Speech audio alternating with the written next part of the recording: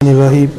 آج کا ہمارا سبق ہے سورۃ البقرہ کی آیت نمبر 87 سے لے کے انشاءاللہ 90 تک۔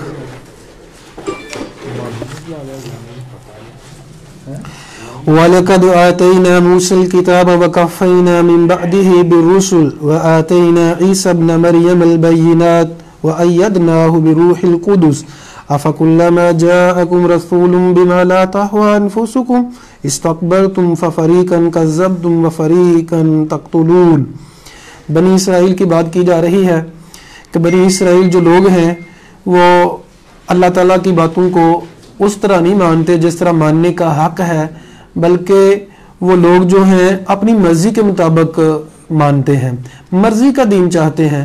ہماری سوسائٹی میں بھی کئی ایک لوگ ہیں جو مرضی کا دین سننا چاہتے ہیں، ان کو علماء وہ پسند ہیں جو ان کی خواہش کے مطابق بولتے ہیں۔ اور میں آپ لوگوں کو ایک پتے کی بات بتا دوں، یہ جو پسندیدہ سسٹم ہوتا ہے نا، مذہبی لوگوں کو پسند کیا جاتا ہے، فلاں بندہ جو ہے مسئلہ ہوتا ہے، ہماری عوام کو اکثر کو مسائل کا پتہ ہوتا ہے، یا تو وہ مسئلہ اس لیے پوچھتے ہیں کہ جو میرے ذہن میں ہے اور میرے ذہن کے مطابق مسئلہ بتاؤ۔ یہ تو اب بھائی دیکھیں، آپ نے پہلے سے ذہن بنایا ہوا ہے کہ میرے ذہن کے مطابق مسئلہ بتایا جائے، اب پوچھ کیوں رہے ہو؟ پوچھنا تو اس وقت ہے آپ پتہ نہیں ہے یا کنفرم نہیں ہے۔ اب اگر عالم دین نے خواہش سے ہٹ کے مسئلہ بتا دیا، آپ نے علم کے مطابق مسئلہ بتا دیا تو غصہ کرتے ہیں، اب مولوی صاحب آپ کو پتہ ہی نہیں، بھائی جب پتہ نہیں تو پوچھا کیوں ہے؟ تو اللہ تعالیٰ یہاں فرماتے ہیں، بنی اسرائیل کی یہاں بات بیان کرتے ہیں کہ وہ کیا کرتے تھے، ان کی عادات کیا تھی۔ کسی رسول کو ماننے کو دل کرتا مان لیتے تھے، اگر کسی رسول کو ماننے کو دل نہیں چاہا نہیں مانتے تھے۔ وَلَقَدْ آتَيْنَا مُوسَى الْكِتَابَ، ہم نے موسیٰ علیہ السلام کو کتاب عطا کی، وَقَفَّيْنَا مِن بَعْدِهِ بِالرُّسُلِ، اور اس کے بعد جو کئی رسول ان کے بعد آئے، وَآتَيْنَا عِيسَى ابْنَ مَرْيَمَ الْبَيِّنَاتِ، ہم نے عیسیٰ بن مریم علیہ السلام کو واضح نشانیاں عطا کی۔ مردوں کو زندہ کرتے تھے، مٹی سے پرندہ بناتے تھے، اس کو اڑا دیتے تھے، وہ زندہ ہو کے اڑ جاتا تھا، اور جو تھے بتا دیتے تھے کہ تمہارے گھر میں کیا پکا ہوا ہے، تم نے گھر میں ذخیرہ کیا کیا ہوا ہے، ساری چیزیں بتا دیتے تھے، اور کہتے تھے بِإِذْنِ اللَّهِ، اللہ کے حکم کے ساتھ۔ اتنی واضح نشانیوں کے بعد بھی انہوں نے نہیں مانا۔ وَأَيَّدْنَاهُ بِرُوحِ الْقُدُسِ، ہم نے ان کی مدد کی روح القدس کے ساتھ، یعنی جبرائیل علیہ السلام کے ساتھ۔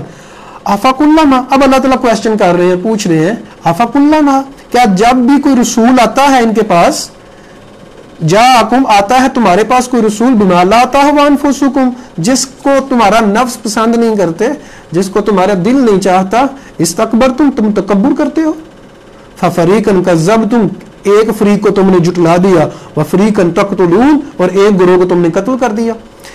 یہودیوں کے عقیدے کے مطابق اور عیسائیوں کے عقیدے کے مطابق جو عیسیٰ علیہ السلام کو بھی انہوں نے قتل کیا ہے، ہم تو کہتے ہیں نا قتل نہیں ہوئے، ہمارا تو عقیدہ یہی ہے کہ عیسیٰ علیہ السلام قتل نہیں ہوئے بلکہ قیامت کے قریب واپس آ جائیں گے، لیکن یہودیوں کا عقیدہ یہی ہے کہ ہم نے قتل کیا ہے۔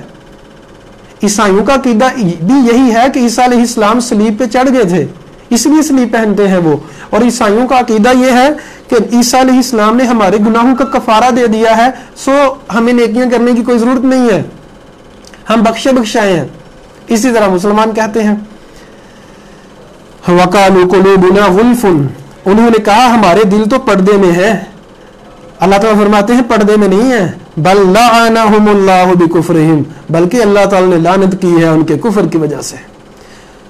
فَقَلِيلًا مَا يُؤْمِنُونَ، بہت کم لوگ ہیں جو ایمان لاتے ہیں۔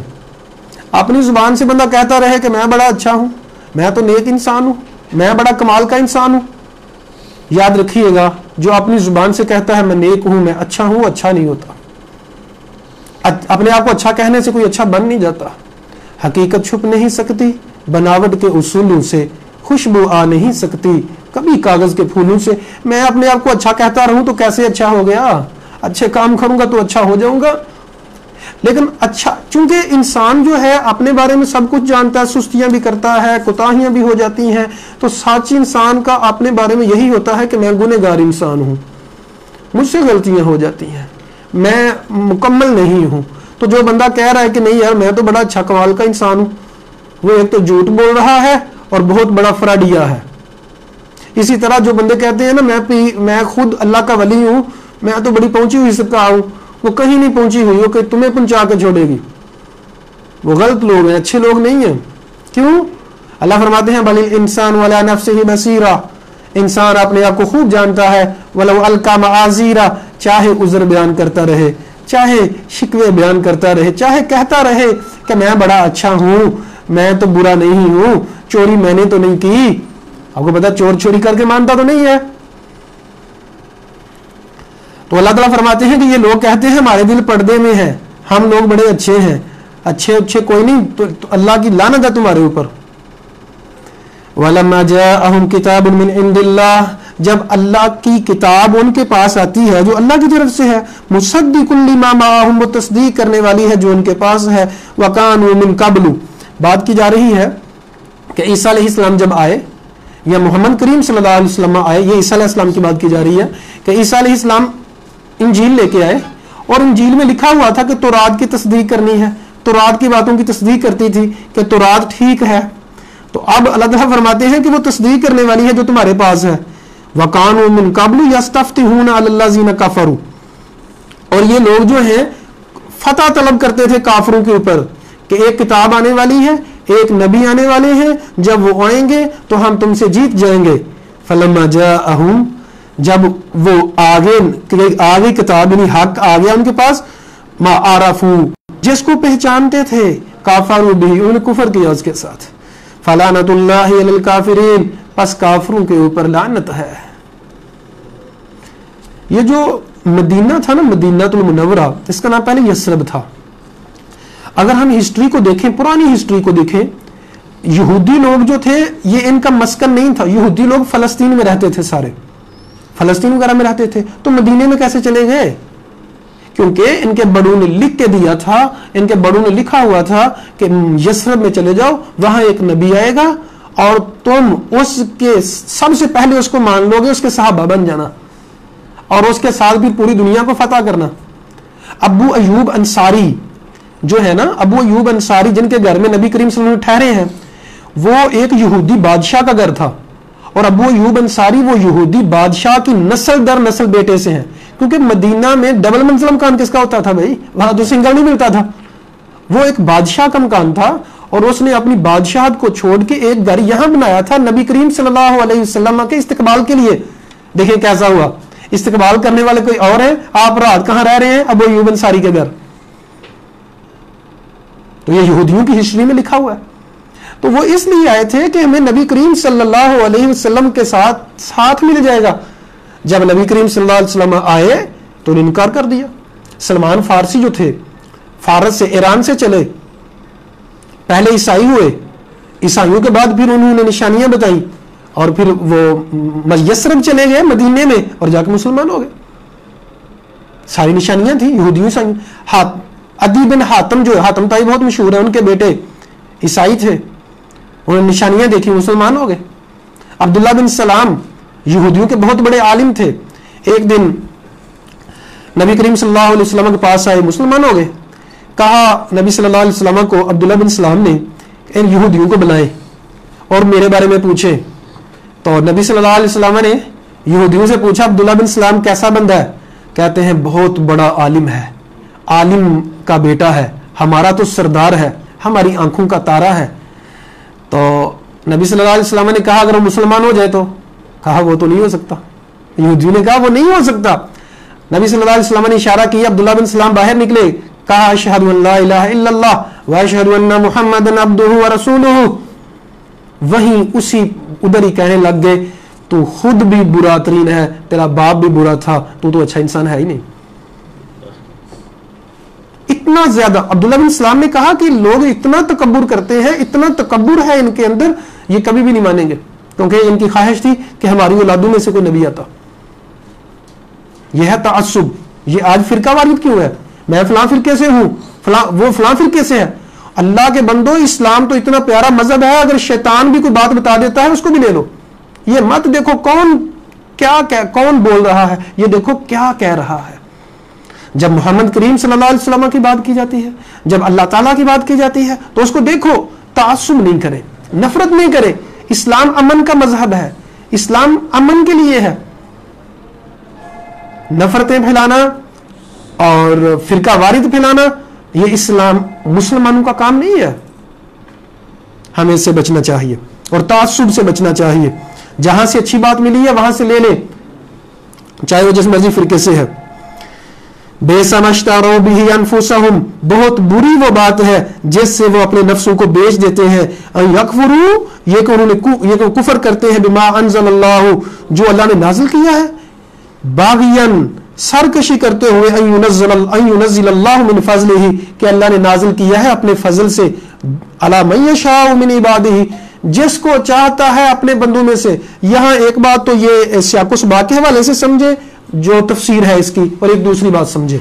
ایک بات تو یہ ہے کہ یہودیوں نے چونکہ یہ چاہا تھا کہ نبی ہماری نسل میں سے ہوں، تو چونکہ نسل سے ہٹ کے آگے تو انہوں نے تعصب کی وجہ سے نہیں مانا.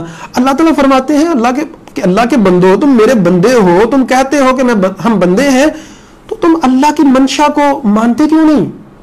ایک اللہ نے تمہارے بارے میں فیصلہ کر دیا ہے، کیا اللہ کو یہ اختیار نہیں ہے؟ اللہ تعالیٰ جس کو چاہتا ہے عزت دیتا ہے، جس کو چاہتا ہے نبی بناتا ہے.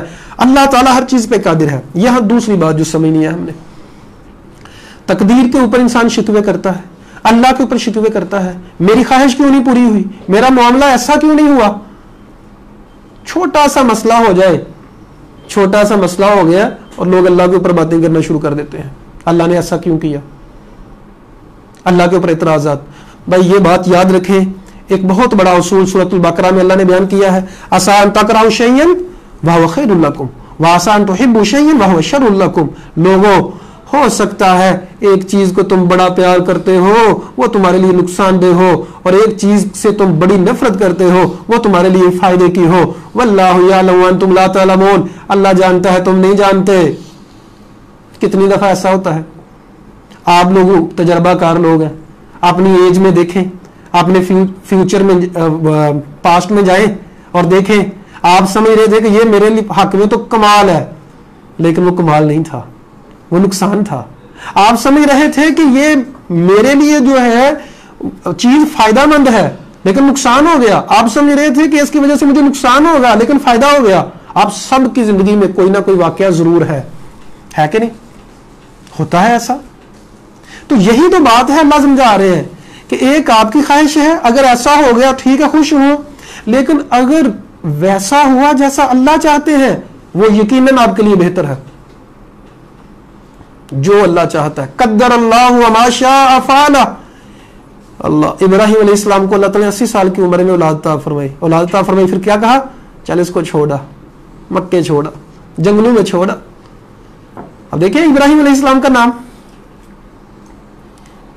اب اللہ تعالیٰ کا نظام ہے، اللہ جو چاہتا ہے کرتا ہے. تو جو اللہ چاہتا ہے اس کے اوپر خوش رہے.